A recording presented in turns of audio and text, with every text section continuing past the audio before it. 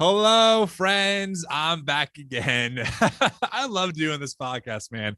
Welcome back to the New Evangelicals podcast. Okay, this episode, I have Ben Cremer. I just did the interview. I wanted to do this intro video now while it's fresh in my mind. I'm not sure what I'm going to label this episode yet, but one of my current thoughts is labeling this episode the Evangelical Manifesto, because Ben brings to life the history of the early evangelical movement, and it's probably a history you never heard of before. And spoiler alert, it looks nothing like the current version of evangelicalism in America. So Ben and I kind of do a big surface 10,000 foot view of some of the big names in the evangelical movement, what they stood for, what they were actively fighting against. And at the end of the episode, we kind of talk about how we kind of got to where we are today. But this is definitely an episode where I have to have Ben back to go deeper, because truly, friends, there's so much here.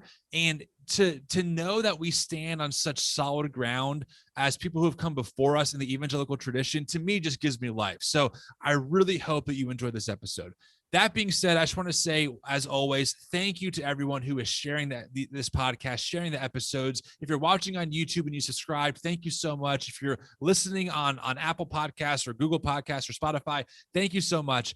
It is a huge help whenever people share this podcast. So if this episode speaks to you, if you can share it on your story or on a post, or share it to a friend, and give this episode a review and a rating on Apple Podcasts or on YouTube, it would just be a ginormous help to us. I'm so grateful for everyone who has done that. Also, don't forget, if you want to get more involved, we can always use financial support. The New Evangelicals is completely crowdsourced. We don't do paywalls. We don't do anything behind some kind of fee. Everything we offer is totally free to our audience and to our community. So if you feel like giving money might be good, we'll take it. So I would love that. That'd be just super helpful. It covers all of our costs, our Zoom, the stuff I say all the time, the website, our social media stuff, my time, all that good stuff. So the link is in the show notes or in the description below. And yeah, friends, without further ado, check out this episode with Ben. I hope you enjoy it. Ben, we're doing this again. I don't know if people understand the story between you and I, because I discovered you, not that I didn't discover you in the sense of like a manager discovers raw talent. I'm saying I found you. All right, let's restart this. Oh my goodness. Okay, let me restart. Ben, I want to tell the story though. It's a good story. So I found you on Facebook. I mean, it had to be close to a year ago now. And I was like, oh shoot, I like this guy, this Ben guy, this Benjamin dude. He's saying some good stuff. I liked it. And then I added you as a friend. I was always like, dude, I love what this guy says. I think it's so good. And then I forgot how, but somehow I think I reached out to you and I said, yo, dude, do you want to come on my podcast, which at the time was my old podcast, the Coffee, Theology, and Jesus podcast. Right. Yes. Right. And you came on and you were the OG. And we had this great conversation. I remember being there like, oh my goodness, like this guy knows his stuff. I can listen to him talk all day. And then our friendship, out of that's how our friendship was born. Seriously, it's been awesome. It really has been. And now we're in a group chat with some other people. It's great. Yeah, and I've just been an admirer of you and your work since the beginning too. Just to see how New Evangelicals has taken off and what God's been doing with that, like creating a space for people who feel safe enough to air their doubts and their critiques and their questions. Like that's a space that's really needed in the church. So I think we're just fangirling on each other. The audience is like vomiting, like, all right, guys, get over it. All right, we're done hearing you. It's like when celebrities are like, no, you're the better celebrity. No, you're the better celebrity. It's like, oh, I'm going to vomit. So enough of that. So Ben, let's do this. We have a lot to get to in this episode. I've asked you on this episode for a specific reason, but before we hop into it, give us the quick journey. Like, what's your background? What did you study? What are you doing now? Give us that background for everyone here. Sure. So I began my pursuit of pastoral ministry in college age. I got a degree in Christian ministry, and in the midst of that, I fell in love with history and philosophy. And so I went on to get a master's in what's called spiritual formation and No, it's not a Hogwarts degree, I promise. It really looks at how spirituality is formed within the individual. And it takes philosophical notions of human nature and things like that. But then I really wanted to pursue church history. And so that was my next master's degree. And I looked at church history from like year 100 to the 21st century. So that's wow. A really long timeline. Yeah. Just looking at some of the overall big picture factors there. And I've just had such a deep love and craving for history ever since. And so I did my focus mostly on the Enlightenment period because I saw how much that impacts 19th and 20th, 21st century Christianity, especially in the American context. And so that's where I kind of have been giving a lot of my focus academically. In the pastoral sense, I've seen that impact my ministry as well, where I can kind of connect some of those historical factors that is contributing to the church movement today. Cool. I love that. You know, it's interesting. I've always been personally a more like futuristic thinker, but the past maybe 5 or 6 years, I've kind of had this, I'll say amateur fascination with history because I'm realizing that there really is nothing new under the sun. And we can really trace back a lot of the foundational beginnings that got us to where we are now, especially in America with the evangelical movement. And I found it just so interesting and also so helpful to know that, like, you know, some of my hunches are either way off or they're correct. And history is a great way of doing that. Absolutely. So, you know, one of the things that I've gotten critiqued over, and it's a fair critique, is, you know, some people are like, listen, Tim, I understand you have this new evangelicals thing, but why new evangelicals? You know, like evangelicalism, it's like nationalists, and right now it's really gross, and they all like Tucker Carlson, and you know what? You know, they're just kind of like evangelicalism now stands for things that I don't think it stood for in the beginning. And I would always say, like, listen, you know, I understand that, and to be fair, I didn't know this history till recently, so at the time I would say I hear that, but I just think that, you know, like the idea of an evangelical, someone who proclaims good news, that's worth trying to at least reclaim or save in some way, shape, or form. So you're the one actually who told me, Tim, this book, Discovering an Evangelical Heritage, it's a must read. So I picked it up for like $4. Okay. It's like 110 pages. Wow. It's awesome. It's such an easy read. Yeah. And the author, I'm blanking on his name. What's the author's name? Donald Dayton. Thank you. He says in the book, I think he's writing like in the 1960s. He's like, listen, there's a fundamentalist takeover happening in evangelicalism. Let's go back to our roots. I'm like, this sounds familiar. So I know this is kind of like one of your expertise. Can you kind of give us, what is the formation of the evangelical? I've heard stories of evangelicalism was formed over being pro-slavery, but in the book, you know, Discovering an Evangelical Heritage, he talks about how it was really founded on abolitionism. So can you kind of give us some of these elements that are happening that kind of form the evangelical movement? Sure. And before I begin, just give a caveat. I'm not a traditional historian. I really want to become that, but like Kristen Dumas, who wrote Jesus and John Wayne, like Donald Dayton, these are historians, right? I have a deep love and passion for it as a pastor. And so, you know, before I say anything, I hope that it's an invitation to go read those people, right? Sure. We're doing incredible academic work. This is kind of an appetizer to like wet your whistle and to go and get more deeply involved in that history. I'm ready. But some of the things that I've found in early evangelicalism is how you cannot separate the movement from what's happening in broader society. So one of the elements, and there's so much, history is so complicated and complex, but I think some of the highlights can really help us at least get a start in understanding some of those movements. One of the things, so we've all heard of like the first and second Great Awakening, right? Yeah. Mm-hmm.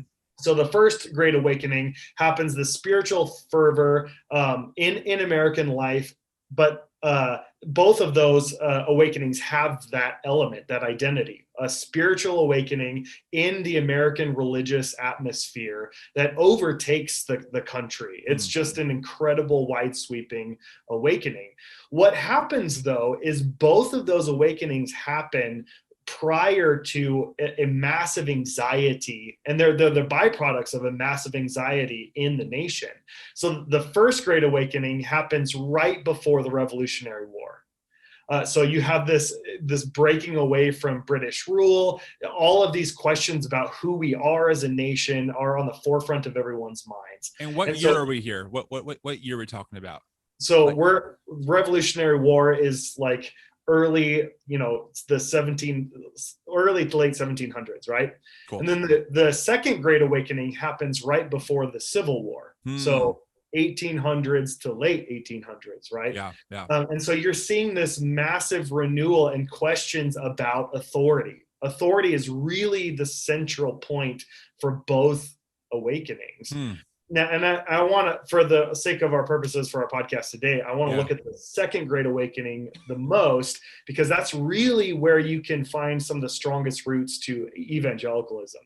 And evangelicalism, just a basic definition, is those who want to evangelize, to bring about the gospel message to the people. They're not keeping it to themselves. They're actually embodying that in the culture, right? So they're not an insular people. They really are breaking out into the streets and preaching this message of salvation in Christ. So one question for you, just so I have my timeline right, because I'm not good with dates or timelines. Sure. So I'm going to explain it to me like I'm 5, but up until the Second Great Awakening, are there self-identified evangelicals in society at this point, or is that not even really a term that we see being used? Yeah, the more, and people can correct me on this if I'm wrong, the more that I study this, the more I'm finding that evangelicalism is a term that historians use to describe this specific movement.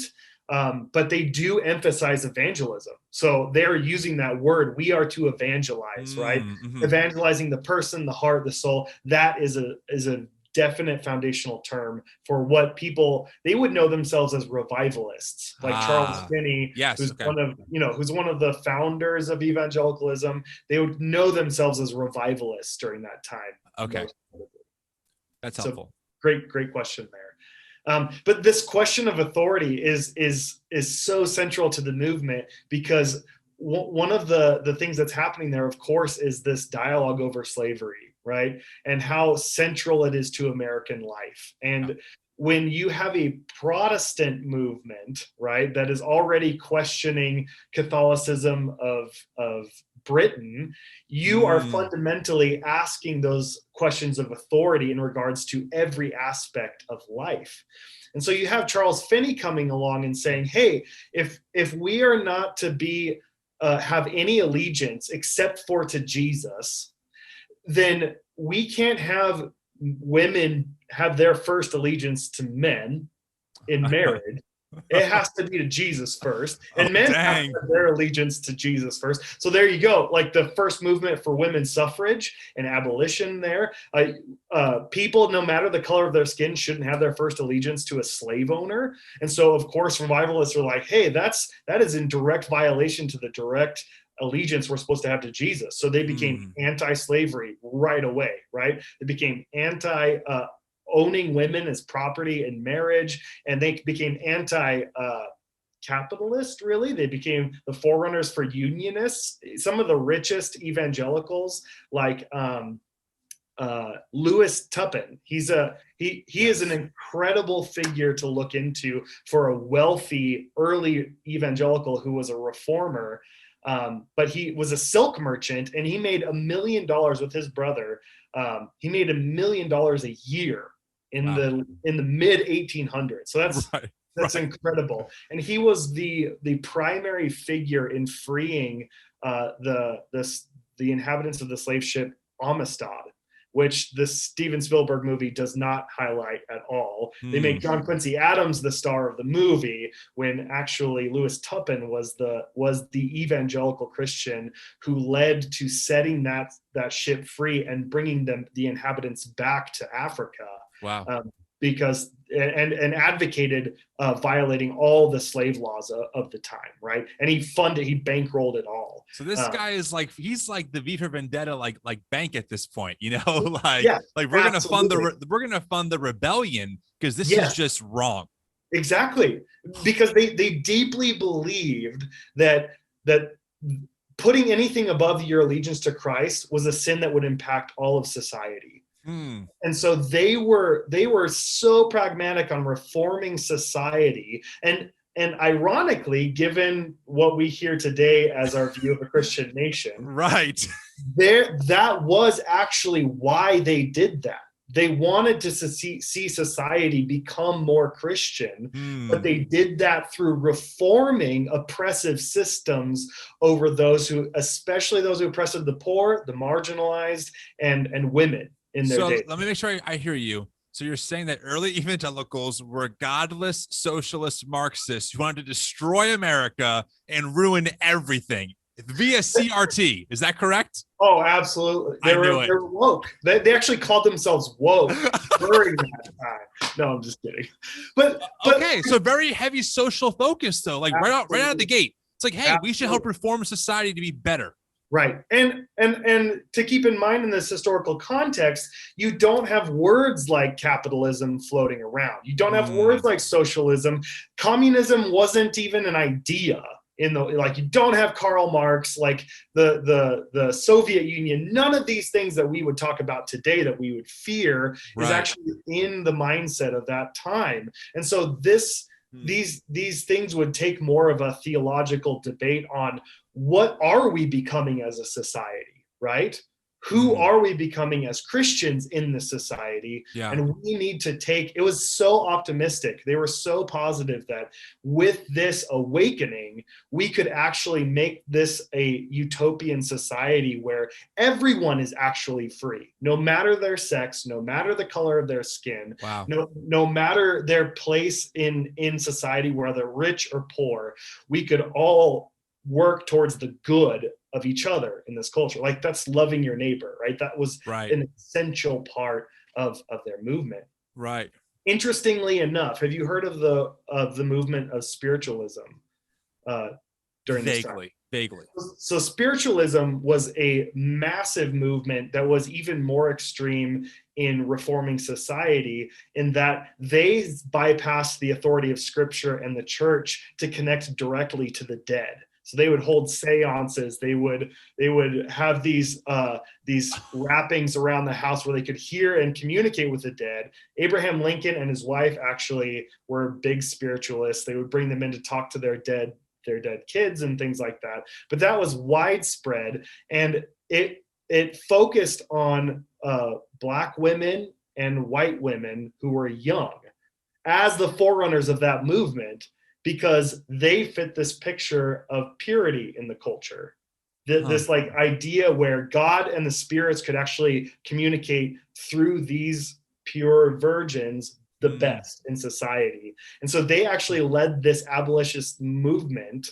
And Frederick Douglass actually published a huge swath of their work in his newspaper because of this incredible awakening in the spiritualist movement. So like, if you wanted to offshoot all authority, what better way than just to connect to the dead and the spirits of those who left behind? They would hold seances with Benjamin Franklin and Thomas Jefferson. And it's like, hey, these guys are talking to us now. And so you need to listen. You need to listen to the reforms that they're bringing about. When you say that word spiritualism in our context, I think of like New Ageism, things like that. Sure. Are you talking about like spiritualism in the context of Christianity, or is this like its own thing? So it's its own thing that actually uses a lot of Christian tenets. Interesting. And it did evolve into what we know as this New Age movement today, like separate from that. Okay. But many Christians, like Abraham Lincoln, like Protestants, would be involved in the spiritualist movement. And that was actually a side product of the Great Awakening, which is why I mentioned it. So like, it's all going on at the same time. What Protestant Christians would call revival, spiritualists would call spiritual fervor. Right? So that whole dialogue is going on in the midst of it. So it's an interesting way of seeing what kind of reforms were going on. They had these same purposes, though, of seeing women set free from these legal caste societies that would literally treat them like property. And the same with slavery, as well as the economy that would just bulldoze the poor. Now, in the grand scheme of what's happening in the culture in like the 1800s, this is, I mean, is this still seen as like a almost like a fringe radical movement? Because slavery is widespread, it's popular, right? Women, being second-class citizens is kind of the dominant viewpoint. So there has to be a Protestant, or I should say a Christian movement that's also saying we're opposed to what these crazy revivalists are doing. Is that true? You're absolutely right. So the growth of this, just pat yourself on the back. The growth of this movement is alongside this this dominating movement of what's called old school Calvinism. And old school Calvinism led to the founding of one of the biggest institutions at the time, which was Princeton University. Yes, okay. And they were producing missionaries and pastors at the time that were just infiltrating the landscape with this very reformed, very predestined centered theology of old school Calvinism. And they absolutely despised the Charles Phinneys and the abolitionists. What's his name? Charles Hodge. Yes. He's a prominent figure in the Princeton University, and he said that Christianity was never designed to uproot institutions and tear down America. You can't attack something. He literally said you can't attack something so fundamental to the way America works, which is slavery. Wow. That is God's will. It's predestined to be this way. Right. It's written. Exactly. So for you to question that institution and America, which is God's chosen land, you are questioning God. And so Christianity isn't meant to tear those things apart. It's meant to live within them until Christ returns. Wow. And okay, this makes more sense because, as I read that book, Discovering an Evangelical Heritage, the author is kind of hinting at these things. He talks about Princeton and about Hodge and just how they really look down on these revivalists. And I think part of that is because, and again, tell me if I'm wrong, there seems to be this, at least perception in the culture that these old school Calvinists are more intellectual and these revivalists are just more like almost backwoods a little bit. Is that kind of, is that the case?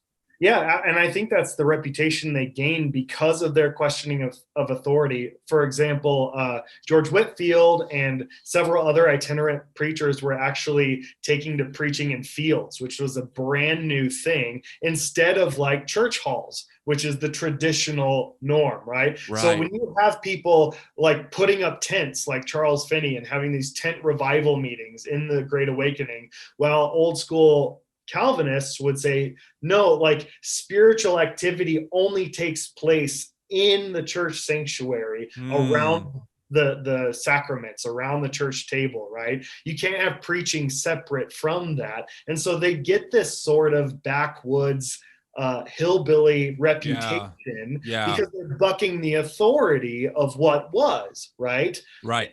And so it gets really messy from there. The founder of Oberlin College. Yes, I want to get to Oberlin. Yeah. Oberlin College is doing the exact opposite, where, they are accepting women at the same rate they're accepting men, people of color from the beginning. And they become a place on the Underground Railroad for people to break the laws of the land to be freed from slavery on the way up to Canada, right? I think it's so important to mention this because we're in such a culture now where law and order is key. You don't break the law. But these early evangelicals recognized how unjust the law was and said, no. If our allegiance is to a risen king, then these laws must be reformed. And no, we will, what's the word I'm looking for? It's like civil disobedience, right? Like we're not gonna be violent. However, we are going to resist and we are going to do what we can for the people who are literally being oppressed right now. Right. Yeah. There was a beautiful article I love where an early feminist her name is Mrs. Stone, and she became the laughingstock of mainstream Christianity of that time. But she published in her paper on her wedding day that was signed by both her and her husband that this marriage is not an institution where I become property. Yes, right? Yes. And she's like, I am not the property of my husband, and my husband needs to understand that we are equal in this relationship. And we are going to be an example that we are not going to abide by that marriage law of the day publicly. Right. Like you talk about the repercussions and what we would call persecution today. Right. Fellow Christians like who's the guy we talked about with Amistad, Louis Tappan. He in the midst of the Amistad case, his Christian neighbors came and drug all of his furniture out of his house and set it on fire in the middle of the streets. Wow. And in protest of their protest, he just let all of the ashes be and left the doors open to his house and said, if you think that my value is in these material possessions, you have another thing coming. Wow. So they slept on the floor because they burned his bed, and then he got up every day to go fight slavery. Still, it's like, what else left is there going to burn? Me? Yeah, right. Right. Wow. Okay. You know, it's refreshing to hear this, because I think a lot of us, and for a good reason, obviously evangelicalism is not known for that today. And there's that's one of those, like, it's a 4-part episode, you know, like part 1, part 2, there's so much there. Right. Yeah. But it's, at least in like these foundational moments, evangelicals were the rebels of the Christian tradition in America. They were not favored. They were not looked highly upon. The establishment really thought they were problematic, right? Talk about Oberlin College, though, because I remember reading in the book, I'm like, this college is just, they're breaking all the rules. I think the book says that they were the first in America to ordain women, which was like unheard of, you know, and also, you know, they would use their money and their funding for the Underground Railroad. Give me some more details about Oberlin. Yeah, so Charles Phiney had a huge impact on Oberlin. I think he served as their president for a time, if I'm not mistaken.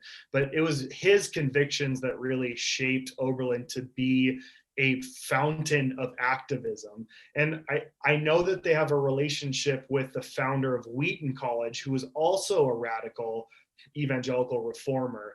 So look into the founder of Wheaton College as well, because that founder was just as what we would call radical today as Charles Phiney and some others of his Yes, day. That's right. They were kind of like almost linked together, I think. I think the guy from Wheaton helped kind of fund Oberlin at one point, if I'm not mistaken.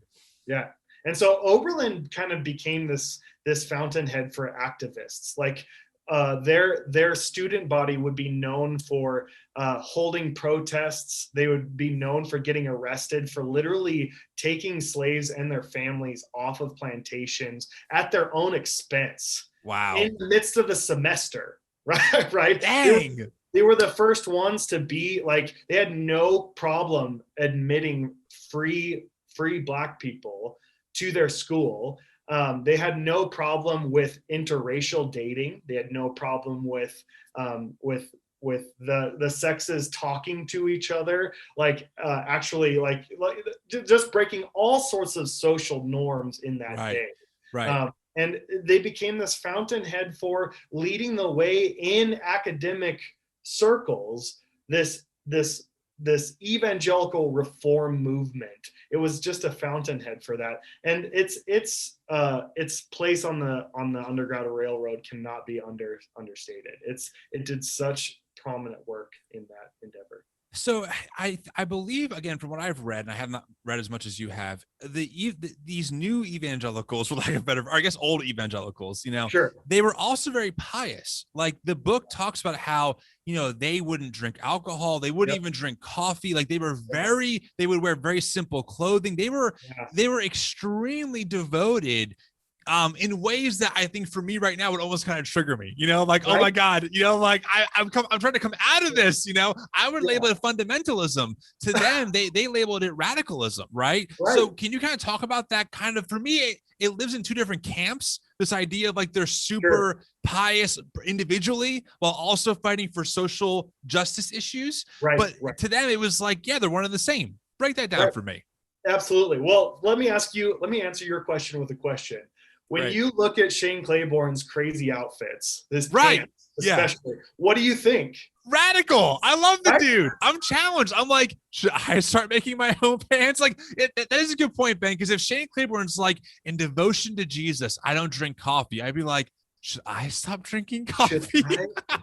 You know, coffee is what I take issue with because he brews it.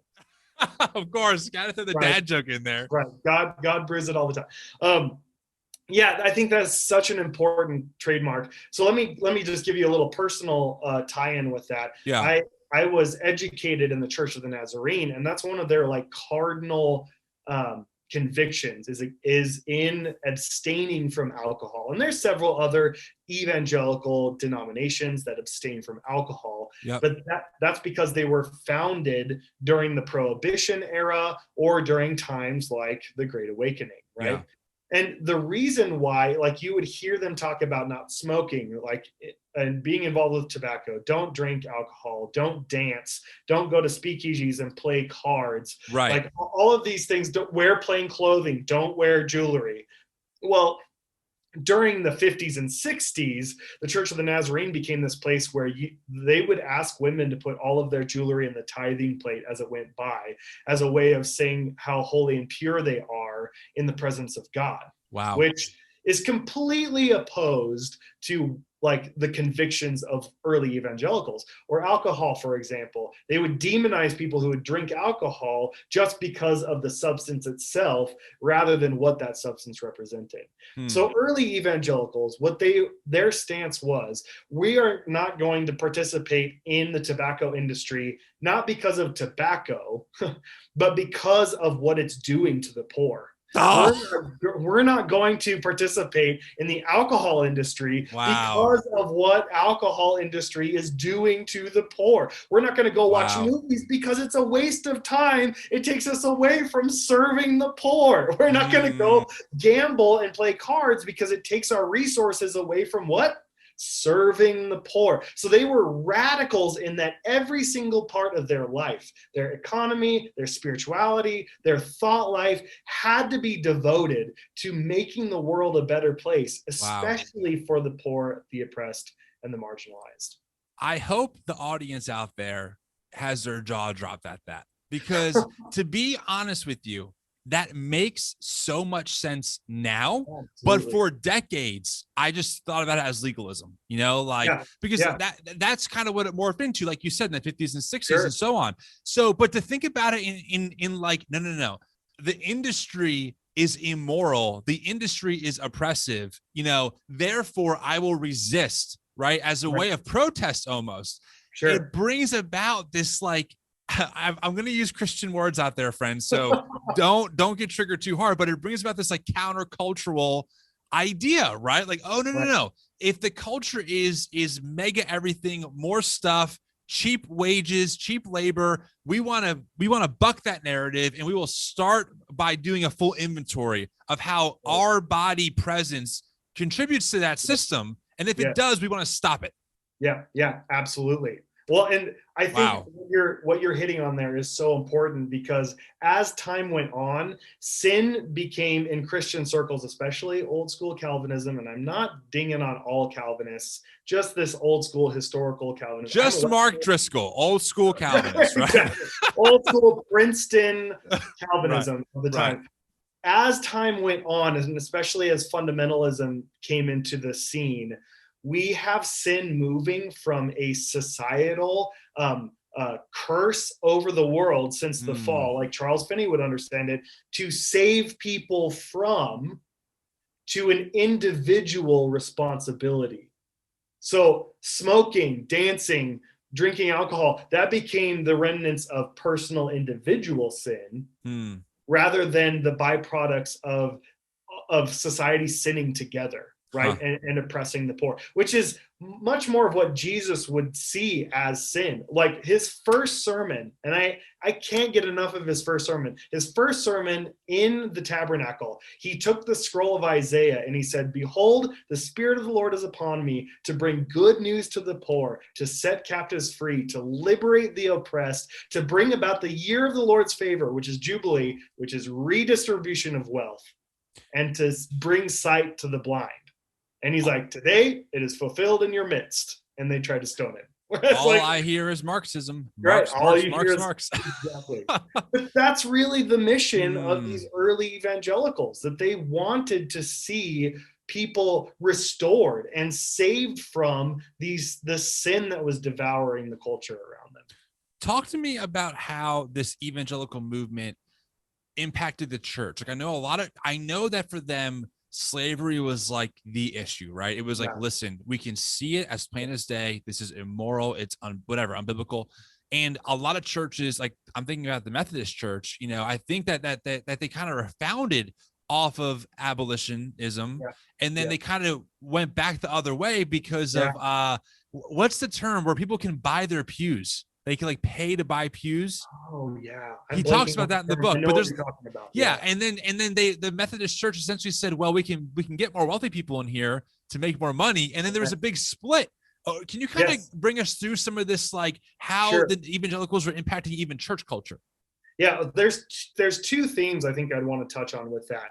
One, with every reform movement, just like with what we're talking about with like smoking, drinking, and some of those social mores. Yeah. With every reform movement, those who you're liberating become lifted up, right? Yes. Right. They actually become part of the middle class then, right? So those that you have liberated actually want to keep their newfound freedoms, their newfound rights. And what can happen if a movement isn't careful, then they can start to demonize the very people that they were for, which is the poor and the oppressed, as if they are a threat to the resources they've found, right? Yeah. So like then the next generation wants to take care of their babies. They don't smoke, they don't drink, so they feel like they have all of those boxes checked. Yeah. Now they just want to live a quiet, peaceful, private life. Right. And so movements can tend to go that direction if they're not careful and get involved in things like bringing in more wealth and money to maintain that status quo. And then they become part of the problem. They become part of the people that perpetuate that status quo that, again, demonizes the poor and the oppressed. Right. And we see that even like in the biblical narrative with the Jewish people, right? They go from being the oppressed to then becoming the oppressor. That's one of the big, it's like, it's a cycle almost in life that everyone has to be careful of, right? Because it's easy to do. But, as far as like these evangelicals, so now like this radical faction is breaking out. It's gaining some traction. They have Oberlin College. How is it affecting the church though? Like, how is it affecting like church denominations at the time? Are these evangelicals starting their own denominations, or are they kind of infiltrating what's there and saying, we want protests here, we need to fight, and we need to take a stand? What is the dynamic at play?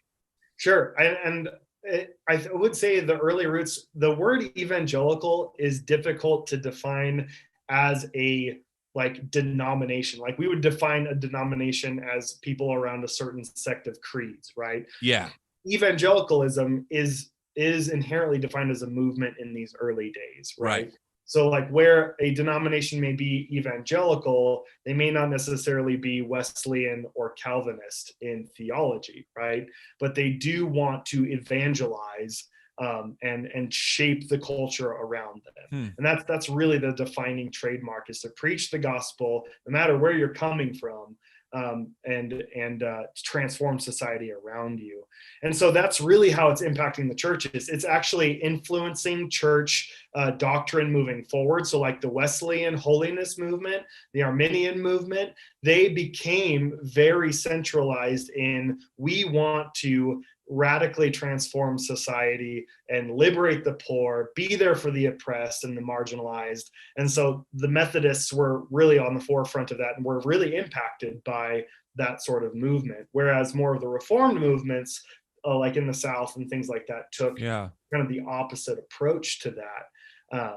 And so the Methodists over time evolved into the middle class, the rich middle class, and then movements like the Church of the Nazarene broke off from them because they became the wealthy and they wanted to have radical love for the poor. But now we're seeing the Church of the Nazarene move in that direction, right? So it ebbs and flows throughout history, but that evangelical Reformation spirit is what we need to be looking for, right? What we need to be looking for to revive. And I think that's what you're talking about with new evangelical, is you want to be the new reformers, perhaps from the evangelical movement we've inherited, to reclaim that spirit of evangelical reform. Well, yeah, I mean, that's why I always say, well, not always, but it's in my bio, we're learning backwards to go forwards. Like if we can look back throughout history, we see that what is deemed radical today is not radical at all. There's actually a rich evangelical tradition of people Absolutely. who were bucking the trend from the beginning and had their people calling them divisive and evil and whatever the slurs were for their day. Right. They had them. And they said, Exactly. we don't care, like this is more important. And I think that's an interesting correlation because obviously, I mean, and again, for the listeners out there, I'm sure a lot of them are listening being like, wait, that's the evangelical heritage, because all they think about are the past maybe 6 to 10 years with Trump and the insurrection, and now things are getting just worse and worse as far as the CRT boogeyman system that has been as we've seen from conservative evangelicals intentionally manufactured. That's actually words off from their own tweets. And so a lot of us are like, well, I guess what I'm saying, Ben, is that I can understand why people would say, I want nothing to do with evangelicals. Like, I get it. I do. Right. But if we can dig through the dirt and find that diamond that's always kind of been there and bring that back and say, actually, these people were way more open. They were way more interested in the gospel in a social sense, and also individual, but also social. And they were funding it. And like you said, those really rich people, I forgot their names, making tons of money and saying, how can we do good? How can we give it away? How can we fund, things like that? That is, I think, just so attractive to me to want to bring back. Yeah, and I think that's what makes it even knowing that history is a two-edged sword, because knowing that that's possible brings about so much pain in what we've abandoned and what is known as evangelicalism today. And I think the Holy Post podcasts and resources like that are actually showing the distinctions between fundamentalism, neo-evangelicalism, and evangelicalism historically is so important, because once we know that identity, then we can know how to move forward and what we want to reclaim. Because I've seen so many, and I've seen tendencies in myself to where I just want to abandon it all. It doesn't feel like anything can be reclaimed. But history really helps to show that no, a lot of our ancestors in the American context were actually embodying the faith that we really want, that we were actually taught to believe as kids growing up in the church. Right. And we want to see transformed in our culture today. No, I totally agree. It's interesting because, Charles Phiney, I think he's kind of like one of the major founders of really charismatic or Pentecostalism, I guess is a better way of putting it. And it's funny because now I have so many problems with Pentecostalism, and he started the altar call. That was really his thing. These very emotional revivals, and Charles was very open about it. I mean, he would say, "I'm using the senses, right? I'm using emotion. I'm using my voice to well up someone's emotions to come to Christ." So it's not like he was hiding it and saying, "Oh, that's the Holy Spirit." It was very transparent. Like, no, we're using emotions here. And so it's hard for me to kind of reconcile these two things, because on one hand, I'm like, man, Finney, you sly dog, you rebel, just sticking it to those Calvinists. But on the other hand, I'm like, but Finney, the foundation you laid gave us people like Sean Foyt. I know. And I'm just like the AG, right? And it's tough, because I think the reason why it's important to have these conversations is because it's easy just to make things so black and white, right? It's easy to say, oh, Charles Phiney was awesome or he was terrible. And the answer is probably somewhere in between. Like, he did so much good, as far as I know, he had no scandal. He wasn't abusing women, right? But also some of the foundational stuff he laid down kind of birthed some problems later on. But that's everyone has that, right? Every movement is going to have things that are going to get critiqued and changed. Right. One of my favorite podcasters to listen to, besides you, thank you, is Aaron Mahnke. I don't know if you have listened to him. I don't. He's historical, but he does podcasts that are on the intersection of the historical and the dark. So he covers a lot of spiritualism in his podcast called Unobscured. He has a great podcast called Lore, but he looks at the movement of religion in American life and beyond as well. It's really good. But one of the things that he says all the time about history is that we like to try to separate and bifurcate history into really easy digestible segments, but it's really a snarled knot, like in wood. All of these things that are intertwined. Nothing's really great. Nothing's really bad. There's incredible things that happen, but it's also tied to some really terrible things too. Right. And so understanding the nuances of history helps us to understand the nuances today. No, you're right. I'm even thinking about the book Anti-Intellectualism in American Life, Yeah. right? The author rips the Finneys of the world a new one. I mean, he's just like, these guys were anti-intellectualists. And so I read that book first, or I read part of it. Yeah. I'm like, oh, these charismatics, look at their foundation. It's all just stupidity, right? And then I read in Discovering in Evangelical Heritage that Finney's like anti-slavery and egalitarian. Yeah. I'm like, Finney's awesome. So I think that just like shows, depending on what lens you're looking through, it's nuanced, it's complicated, it's not always as clean as we want to make it. So let me ask you this. We had about 15 minutes left, and I know that there's so much more to it, and I'll put that book in the show notes. It's such a good book for anyone who wants an easy read. It's like all the good stuff in like 110 pages. I mean, anyone can read it. It's super readable. In like a big picture, view for you, Ben, how did we end up here? Like, how do we go from point A?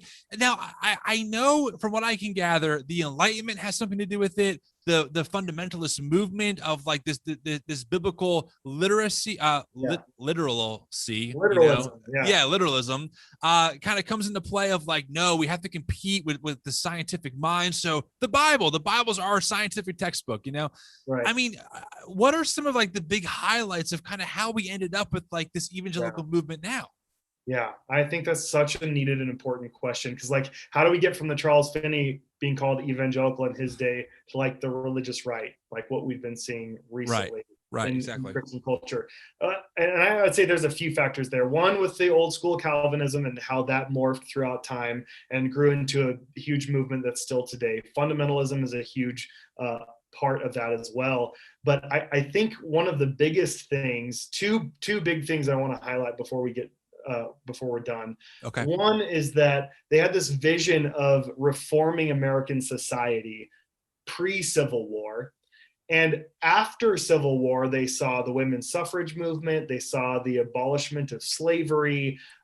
They saw all of these things kind of coming to fruition. And yet they realized, is almost soberingly, that it's much more difficult than they ever thought possible. Like, even though slavery is abolished, in swoops in the Ku Klux Klan and like Jim Crow laws and all these things. And so they became less convinced that their utopia could actually be realized, right? Yeah. And they are inheriting wealth, and their society is becoming more industrialized, and all of these factors that kind of make Christianity more of an institutionalized. And they had just fought so hard pre-Civil War to become like to have this utopia realized, and they got the wind knocked out of their sails overall. And yet Black people were still suffering. Women still didn't have the right to vote. Like, all of these things were still not yet realized, right? Right. And if you're seeing the Industrial Revolution happen, you're seeing crazy labor, you're seeing kids being worked to death, right? So you're probably seeing almost maybe comparatively like another ugly side of humanity, where you're like, wait, we worked so hard, and now this monstrosity is right in front of us. Right. And talk about being so convinced that could be realized, and then seeing that happen. Yeah. Right. That's going to have a major impact on your theology. And then right in the smack dab in the middle of that, like Civil War, all of these legislations, right in the early 1900s, they hear this narrative of this guy named John Darby, who got his head knocked off riding a horse, was held up sick, and had this new vision of Scripture, where it wasn't just people that were called to embody the kingdom of God as the church, but as actually nations. And America was the chosen nation for God to embody his presence on the world. And he coined this phrase called the rapture during that time. And this is when premillennialism just invades Christianity. Yes. And so beforehand, Charles Phiney, Wesleyans, they're all post-trib, where they believe that they are making the way for the Lord. So they need to make society great. Like, the poor need to be set free, captives need to be liberated, the oppressed need to be sanctified and brought out of their oppression. Whereas pre-trib, they believe, well, all the saints are going to be raptured anyways, and Jesus is going to come back and destroy all of this. Right. And so they become much more focused on sin and evil as signs of the end, rather than being signs of the end themselves and liberating the oppressed and the marginalized. And so, like, dispensationalism just takes over the American scene and transforms evangelicalism in some irreparable ways. Let's pause there for a second. Okay. I forgot about that very big, like, like Glacier Detail, right? Yes. Like that moment shifted in the minds of Christians what it means to be a Christian, right? Well, the world, almost the sense of the world has to get worse and worse. And the worse it gets, the closer we are to the return. Right. As opposed to no. As we prepare the way for the Lord, and we liberate, right, and we become like reflections of Jesus on earth, that ushers in the coming age, and that detail we have inherited, and it's silent. A lot of us don't know where it comes from, but you're absolutely right. Darby is the catalyst for that huge shift that has really gave the fruit of that has been the Left Behind series. It's been this idea, planet Earth, like horrible thing. Yes, and I would even say it has now contributed to anti-global warming, folks. Oh, no, it's not true. It's just a big globalist, whatever, conspiracy, and it's because things have to get worse and worse, and that's just proof. Well, God's coming back any day. I had somebody quite a bit ago tell me that even if global warming is true, good. Because it means the destruction of the planet is more imminent, which means Christ's return is close. So like the signs of the ends are wars and rumors of wars and all of these horrible things, the plagues and all of this stuff. They take those as like, this is a good sign. Jesus' return is imminent, rather than trying to reform society to make it look more like the kingdom Jesus is bringing here. Right. No, you're so right. It's literally ass backwards. I mean, how else can you say it? It is. It's totally topsy-turvy. All right. So you have that moment, and then continue on. I'm listening. So you have that huge moment, and that's really like fundamentalism. It shoots out of dispensationalism as well, and like it just has, like, again, that snarled knot. It's got its tentacles into everything. And as you go through the, like, you have this massive anxiety again that John Darby is looking at, the sinking of the Titanic, the brewing of World War I. Like, all of these things lead to what many scholars are calling a third Great Awakening, but it's not positive. Like, dispensationalism is this new spiritual fervor where preaching changes. When you think that the rapture is imminent, your preaching of the gospel is to save their soul for Jesus to rapture them, rather than taking care of any of their societal ills. Like, you don't care that people are in poverty because that's a sign that the end is coming. You need to save their soul, which is the most prominent thing, so that Jesus can rapture them. Whereas this other movement continued forward, like with the Salvation Army and a couple of other movements, where they're still trying to take care of the welfare of the people because they want it to be a reflection of Christ's kingdom. Wow. So that's where we hear that idea. Well, better someone, have a little bit of suffering now, and in the afterlife be in bliss forever, than the opposite, right? Almost like this idea of like they're somehow opposed. Like someone's, theoretical or potential spiritual destination is at odds with whatever their lot in this life is, and we can't try and fix both, right? Or what they'll say is like, well, if we feed people and they burn in hell forever, like, is that really important? And it's like, wow, what a twisted theology. But at the same time, you can see how when you grab certain verses and grab certain perspectives and you weave this new quilt, how it can make sense, right? But you have to weave it a certain way. Absolutely. I agree. I think one of the threads of that quilt is one of the negative byproducts of seeing slavery abolished and women gaining more rights, the poor getting further ahead in society, is that they kind of believed that many Christians believed that America became more Christian, which rightly so, right? People were getting more rights. There was equitable resources, sharing of goods and things like that. And yet, to believe that it's been achieved propagates this myth that we believe deeply today that America is Christian or has always been Christian, which is a worse myth, right? Right. And so that's why you see evangelicals now trying to keep America Christian. Keeping prayer in school is a huge thing. Making sure marriage is kept a sacrament in the legality of our government. Making sure that sanctity of life is protected by the government rather than advocated for by the church. And downplaying like government being a helper to the poor. Like, no, that's the responsibility of the church. You just legislate our morality because we need to keep our culture Christian, which is just a myth from these gains that we did in a good way, like bringing about the abolition of slavery and giving, like making sure women have the right to vote and women's suffrage, all these things that we led. We can't like say, oh, we accomplished those things, and now we just need to keep the status quo. You see that keeping the status quo there comes from some of these small victories that we had in the past. Wow. Yeah, it's really amazing how everything is super linked together, and it's like you said, it's really, it's just convoluted. It's convoluted and it's messy. And, like you said, we have like these like big moments, right? You have the Darby and the Rapture stuff. Then you have the Jerry Falwell's kind of, make a big deal with fighting desegregation, right? And that's when Jerry Falwell starts his own school, like right when that kind of thing happens. And again, I want to kind of circle back to full circle here.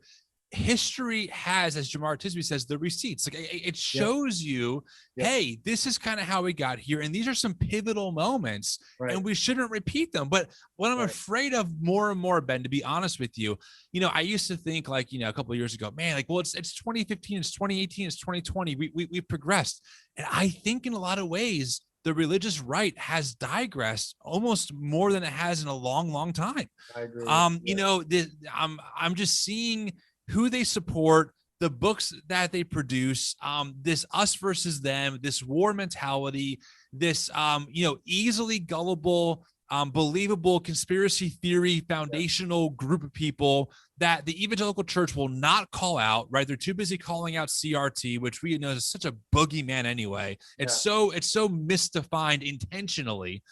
And they really give homage to people that I'm like, these people are really, they're not for their neighbor. They're not for, the oppressed and the poor. They're really for keeping white power ultimately. So it's discouraging to see, like, we're kind of coming back around that circle of like, wait, in 50 years from now, I don't know if we're going to look back and be too fond of what Christianity was doing in 2021. Right. Absolutely. I've been an advocate for a while now, especially since 2020, that evangelicalism, and really statistics are showing that that's dominantly a white movement now. Yeah. It's like reading Jamar Tisby, like you've got to read his work of like The Color of Compromise. So good. That book is just so eminent in this conversation. Totally. Because it also shows the dark side too of movements like the Great Awakening and stuff like that. So that's really important. But I think what I've been advocating is that evangelicalism needs to be marked and seen as its own religion and political movement. Like it is not part, it has its own identity, it has its own like funders, it has its own creed that's plastered everywhere, all over the news and social media. Like it is its own separate movement now. And to be able to put distance between people who are trying to authentically live out their faith, like I am a Wesleyan Arminian, like I don't call myself an evangelical. Wow. Until that term is reclaimed, and like it's hard enough calling myself a pastor in society, let alone like a Christian or an evangelical, right? Like, I saw a great caveat the other day. It's like I am a Christian, but I'm the love thy neighbor kind, not from the capital kind, right? Right. It's a fair point. You have to add those caveats. It's because there are Christians doing it. I mean, we saw Christian flags in the freaking. I'm not going to argue that, but you understand. So, yeah. But so, like, making that distinction, like, I do deeply believe that the religious right has evolved into its own religion now, and it's a civil religion. It's a religion of nationalism. It doesn't have much like any sort of resemblance of early historic traditional Christianity. Right. And it is only concerned with power and control in the name of Jesus, right? They're using Christ's name to galvanize that. And I think being able to just say that out loud and say, okay, like, just be honest. You are your own religion with your own gods. And we are trying to set ourselves apart as a distinct people to move towards loving our neighbor and being this embodiment that our evangelical forerunners really laid out for us. You know, I got to be honest, Ben, I've been thinking a lot about that personally. Like, at what point do I just say, I don't think, you know, conservative evangelicalism is a valid Christian movement? I mean, I know that, and I don't want to sound divisive, and I believe in good faith conversations, and I want to talk to those people. I would love to have Vadi Bachman on, you know, talk to him about his book Fault Lines, you know. But like, the more I read those guys and I see what they're tweeting and I see what they're writing and I see what their base is saying and who they're supporting and who they like, the more I'm like, guys, I mean, I don't know, man. Like you're just so far from even just a surface level, non-contextual reading of Jesus. Forget putting him in his context, right? And I wrestle with that because I you know, the new evangelicals were committed to good faith conversation, and we want more seats at the table. And I try to balance this tension of like, where do you draw a boundary, right? But also like welcome people's different perspectives if they want to engage respectfully. And I don't have an easy answer for that, but I said that because I really empathize with what you said, because I mean, when people are supporting and sending and sharing people like Candace Owens, I've seen pastors share Candace Owens or share Tucker Carlson. I'm like, what? Again, I feel like we're in the twilight zone. What faith, what Jesus are we following to where you as a pastor feel like sharing Candace Owens or Tucker Carlson, you know, is a wise representative of what you stand for? I really wrestle with that big time, you know, I really do. Yeah, and I think that's one of the reasons why I really want to advocate like making this distinct, because I for one, I really want to advocate for nuance here, right? And so like, some people will say all liberals believe this. Well, that's not necessarily true, right? And I don't necessarily think of the religious right as traditional conservatism either, right? So like, totally agree. Right. And so like my conservative friends, who I think are very thoughtful and very articulate and are wrestling with what that movement has done to the word conservative even, and like to their ideas of Christianity as well. And so I think reclaiming that nuance is what you're talking about, bringing people to the table to where like, let's find thoughtful conservatives to like say, yeah, I really don't like what that extremism is doing either. We've got to find a break. Richard Rohr did an incredible work. I don't know if you've read that, Sins of Conservatives and Sins of Liberals. Oh, I haven't. From Richard Rohr. It's mind blowing. I'll send it to you later. Yeah, send it over to me. It's mind blowing. And I think one of those things is to be really honest with the discrepancies of our own movement. Like, we are all functioning under one heresy or another at every moment, right? And the moment we're honest with that, I think is the moment we are able to protect ourselves from extremism. Because it's like, we don't want to go down the extremist path. Right now, we're dealing with a religious right problem, like a religious far right problem. We don't have a religious far left problem in American Christianity. I agree. Totally. There isn't one. And so until we have that, then we can tackle that. But we're so fearful of a religious left problem traditionally that we kind of give religious right problems a pass. And so we've got to be honest with what we're defining here and what nuances we want to really be faithful to. Ben, I couldn't have said it any better. I totally agree with you. I tell the account and the followers all the time, like, we're not trying to be fundamentalists of the other side. And that's easy. It's easy to paint things in black and white. We have to live in the tension, and we have to be willing to reform ourselves and to recognize when we're wrong. But like you said, I'm utterly convinced we don't have a far left problem in Christian thinking. We have a far right problem. And if we had a far left problem, if I had people what I say is if I had people waving a Biden flag on the back of their truck saying in Biden we trust, I'm telling people from the pulpit how great Joe Biden is, how he's saving America, I'd say, yeah, you got a problem, dude.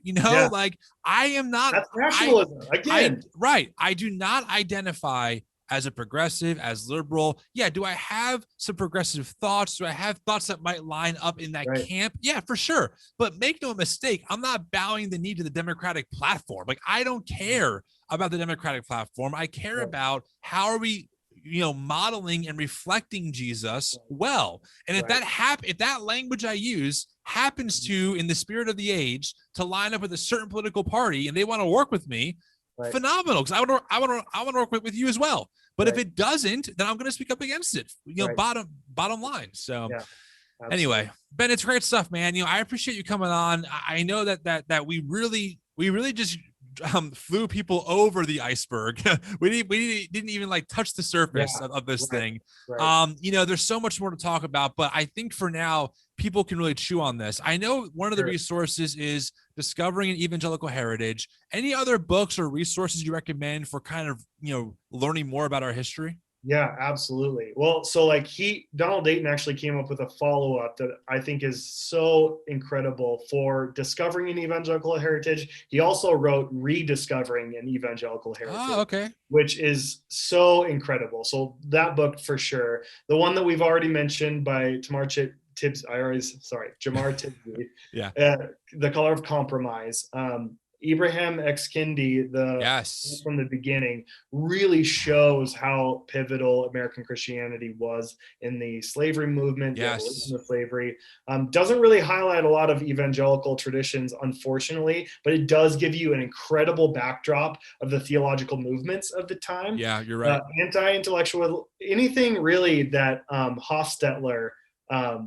Richard Hofstetler writes. He has some incredible, he's a Pulitzer Prize winning author, but he wrote the Anti-Intellectualism in American Life, but he also wrote some incredible things about paranoia in American politics and the influence of that in religious life as well. Jesus and John Wayne by Tristan Dumes, like that is probably the most recent work on where evangelicalism is today.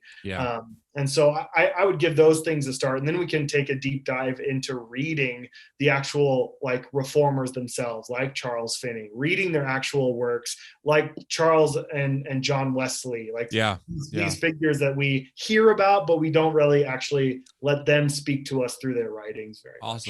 And where can people find you, Ben? You can find me on Facebook, Ben Cremer, Instagram, Twitter. I have a blog that I write every now and then. So awesome.